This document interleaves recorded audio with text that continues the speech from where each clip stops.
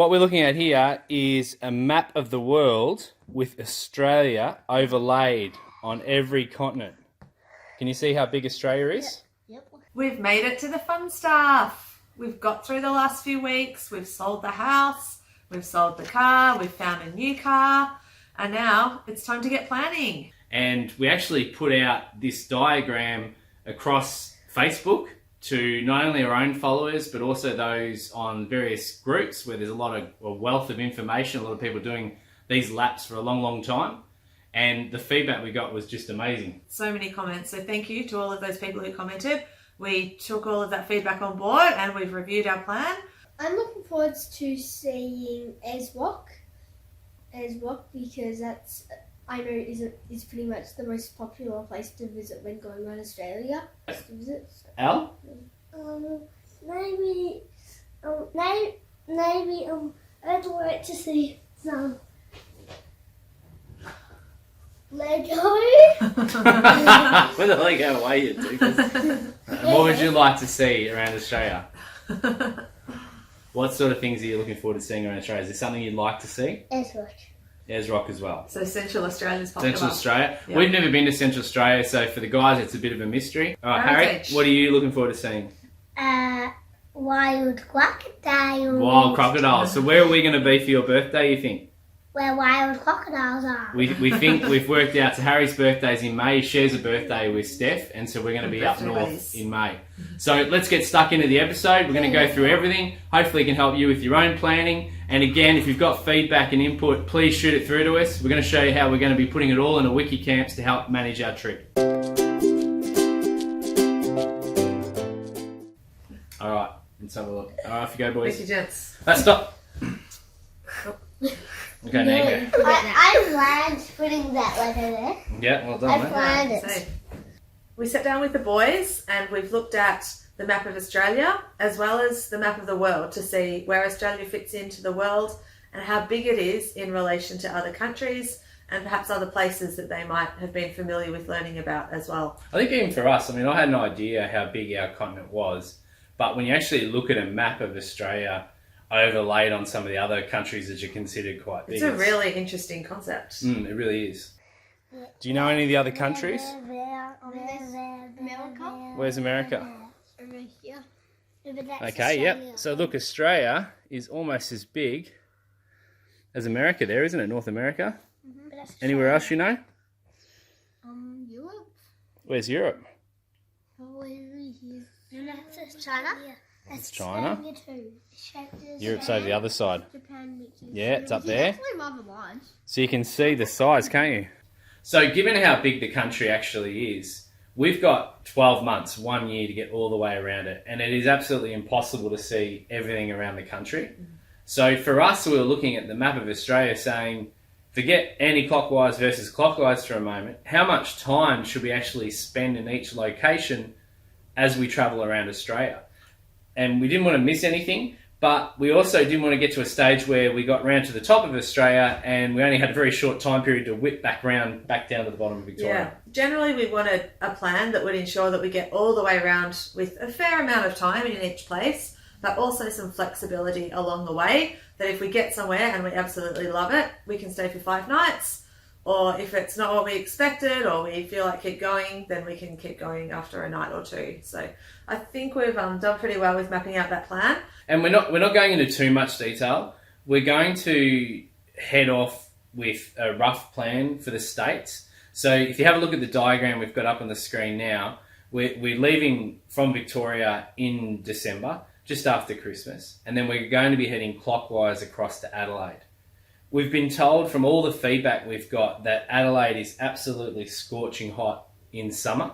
And we actually have had a taste of that. We used to holiday quite regularly for a couple of weeks up in Mildura, and the 40-degree plus days in a row were always blown in from Central Australia. So apparently in South Australia, they just get that all the time through summer.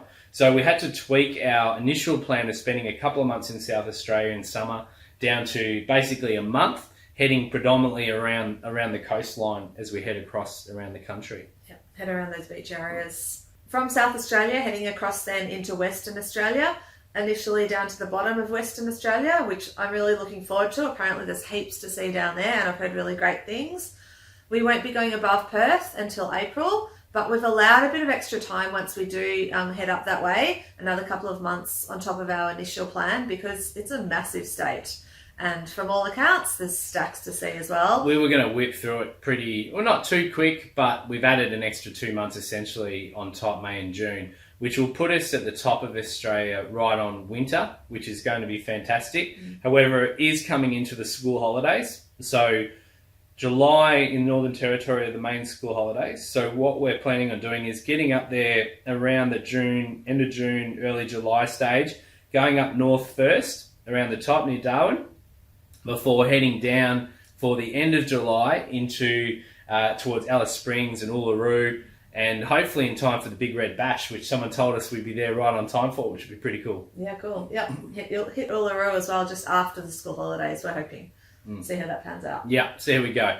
Again, our plan is fluid, but we wanted to make sure we're on a rough timeline to get all the way around the country. And as we do get on the road, we'll book those sort of places as well that we For know the peak will be periods. busy for Uluru. That helps too. If you Broome. know you're going to be there around that winter time, it means that you can book those places, but then wing it everywhere else. I mean, we're talking about essentially June, July next year, so we've got plenty of time to book, but we will be doing that soon.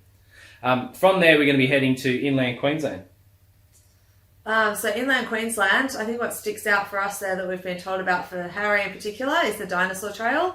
So we'll be looking at the Dinosaur Trail and the remote Queensland area there, which will be really interesting, not somewhere that we've been before. Then deciding if we head up to the tip or not. It's something I'd like to do. By the time we hit around there, it's going to be August, September time frame. So it's a good time of year to be heading up there.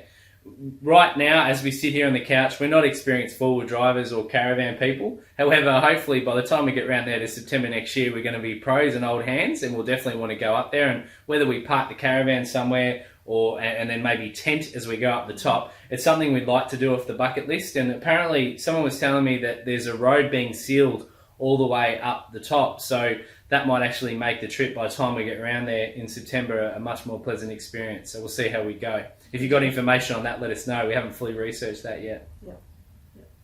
Then we'll start to head down the east coast again. It was also good timing heading down the east coast for Jed, studying secondary school the year after. If he needs to do any orientations, then we can easily fly back for a few days for him to be able to start to meet some people at his new school for the following year. So we'll be coming down into New South Wales and the Central Coast somewhere around that November, December time frame before heading back into Victoria. So if we need to stick him on a plane to fly back with Steph for various orientations into Year 7, we'll do that as we go. So that'll work pretty well. And then we'll round out the trip around Christmas next year.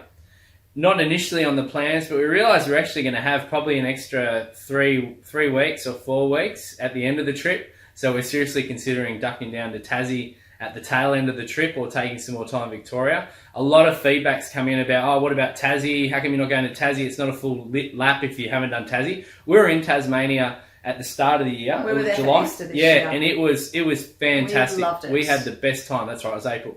And we had just the best time in Tassie. That's why we're not going there straight away in summer, because we've just been there, and it's the same when we're deciding to go clockwise versus anti-clockwise. We're looking at it. We live in Melbourne. We're used to the metropolis of Melbourne. If we head up towards Sydney, we see it, and I've been to Sydney a lot for work, it's just more of the same. Whereas if we head off towards South Australia, it's a totally different climate, although it's going to be hot. We're going to stick to the coast. And because we've already been to Tasmania, it was like, well, do we go back to where we've already been and do that again, or do we set off somewhere totally different? Yeah, we were keen to just get going on the mainland lap straight away. We absolutely love Tasmania, don't get us wrong, and it just we're going to do a holiday there, no doubt about it. And for sure, we've got a stack of places that we missed. We're going to need 4 to 8 weeks. We haven't been up to the northeast coast of Tassie. We're really keen to do that. And, Wineglass Bay and Bay of Fires and all those sorts of things. Yep. So we're going to do that. Whether we do it at the tail end of this trip or its own standalone trip, we'll work that out as we go around Australia. Being where we live, it's easy to duck down. We're very lucky. As its own trip. If you lived in WA, you'd have to do it because you're travelling at the time. Yep. But the fact we're in Melbourne makes it really, really simple. Yep. So we've decided we're going to head clockwise around Australia, as we just covered off. There's a couple of things to think about when you're planning to head off anti-clockwise or clockwise. And some of the feedback we got was quite varied. Some people said prevailing winds. You've got to head across from the west to the east to be able to take advantage of those winds. There's scorching heat in South Australia. Don't head into South Australia because of the scorching heat. Which has actually been a bit of a learning point for me as well, is the climate in different parts of Australia. So down here in Melbourne, we have very distinct seasons, although we can experience 4 seasons in one day. Yep, We're well known for that. But generally we have the 4 seasons throughout the year. We have winter, autumn, spring and summer. But in other parts of Australia, they don't think that way in terms of the wet seasons and the dry seasons. And I've really had to learn about that because that wasn't something that I was really aware of or knew too much about. And thinking about what we would call winter still being 30 degrees during the day. And conversely, summer being a wet period in some parts of the country. North, so whereas we have our rain in winter. So it's almost backwards in that respect. So when we were looking at directions, anti-clockwise and clockwise, that was quickly coming into our thoughts as we were thinking about which way we go and where do we go when, right? It was that line that people advised us to draw across the middle of Australia. If you've not heard of it, look it up. A line across the middle of Australia, your top half, your bottom half, and really advised to stay below that line up until April, and then above that line from about April until October. And the idea there is that there's rainy seasons, but there's also cyclones. So something that was drummed into us was not to go past Perth until April, because you're risking cyclone season up north if you do that. So leaving from Victoria, we have to leave in December, just after Christmas, if we're to do a full year and be back in time for Jed to go into year 7 at school.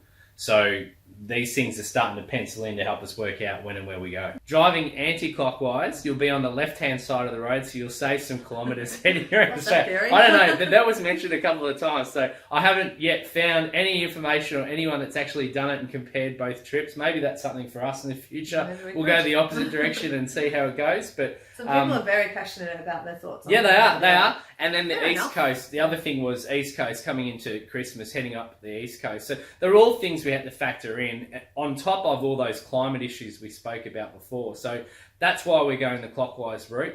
For everyone that put forward one of the reasons not to do clockwise or not to do anti-clockwise, there was someone else with a counter opinion to that. So it seems one of those things, whether they're old wives' tales or experience, weather changes, winds change direction. Sometimes the wind, even if you're coming from west to east, can be blowing westerly anyway, so you're heading straight into it. So those sorts of things, we're just going to try our luck as we travel around the country.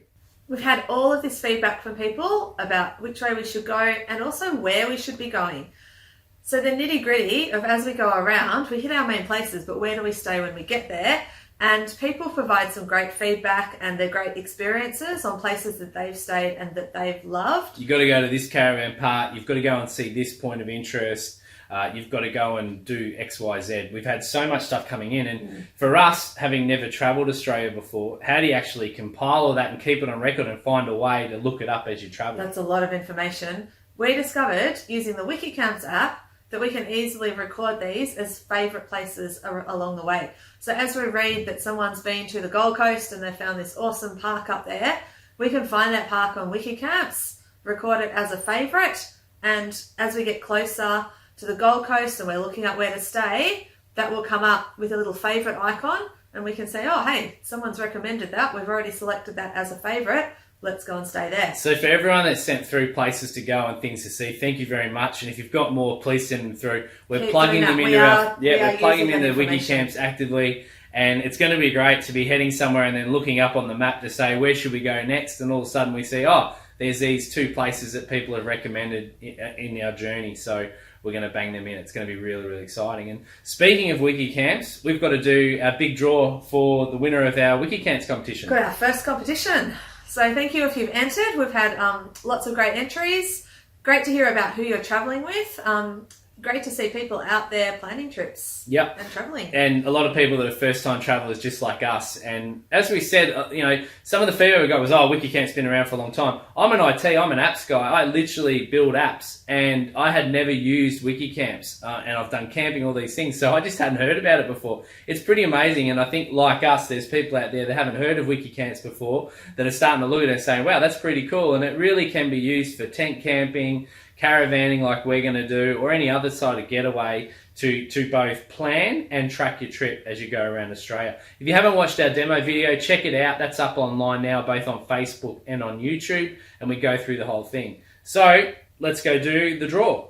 Okay, so we're about to do our draw for our competition. Now, you might be wondering why we have a sudden influx of Ninja Warriors in the room. Steph, do you want to explain what's happening here? What's happening here is that we watched Karate Kid on Friday, and the boys tend to role play whatever they've been watching recently. They used to do karate, so we have the gear, and it's been karate tournaments at our house over the past 24 hours. The last 24 hours have been out the back fighting on some old mats we had laying around the shed. And as soon as the video finished recording and we prepared for the draw, the boys got into their karate gear. So we've had almost 100 entries in our Wikicamps draw, so we're going to draw it right now with the boys. So we're going to take it one at a time. We're going to draw 4 names out of the bowl. So we've cut them up, everyone who's liked our post and has shared our post, and we're going to see who our winners are. So Jed, you want to draw the first one out?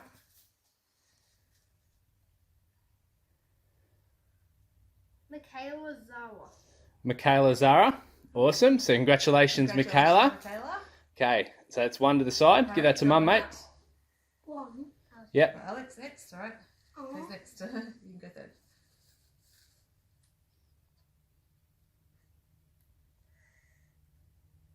Kate Murphy. Kate Murphy. Congratulations, Kate. Put that aside, mate, so you don't lose it. There we are. Harry. You can read it, Has. Do you have a go first? Yeah, have a go.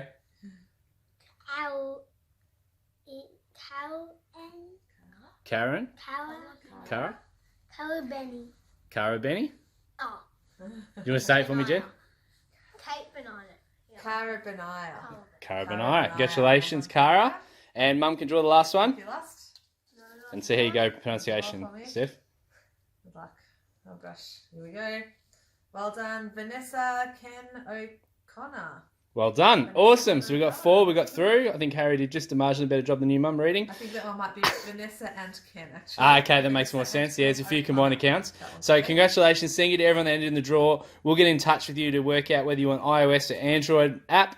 Congratulations to our winners. We hope you enjoy the Wikicamps app as much as we have.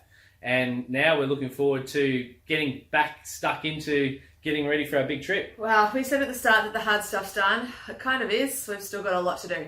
Next week is all about packing up our house and getting ready for the big trip. We will be renting out our house when we're gone, so we need to have it empty. We're putting all of our personal items into storage and just packing up what we need to actually take with us. The house at the moment looks like a bomb has hit it. For the last few weeks, I have hardly wanted to walk in the door.